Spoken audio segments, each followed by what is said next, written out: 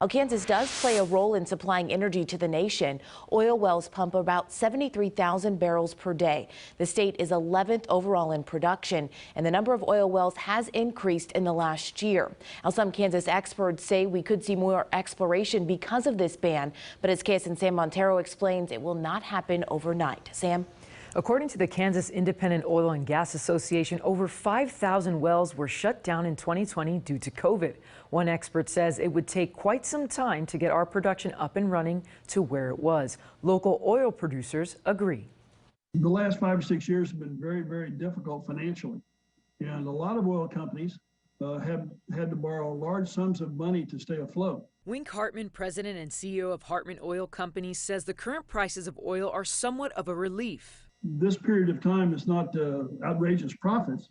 It's trying to probably pay back banks and maybe replace some employees that you lost during the harder times. Clay Watches is another local producer. He says the rising costs of gas over the last year have positively impacted his company. So about a year ago, he implemented a fairly aggressive drilling program. If the price is sufficient to justify further exploration, oil companies will look for new production, as we are now. But if oil prices drop as they did in recent years, producers will stop the machinery. And that's going to have certainly a negative impact on the supply side of the equation, which is one of the main reasons we're seeing low inventories at this time, which is also driving prices up.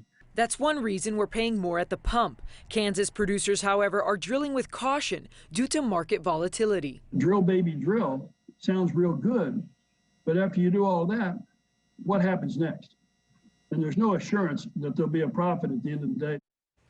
Ed Cross, president of Cuyahoga, says there could be a light at the end of the tunnel in terms of fuel prices.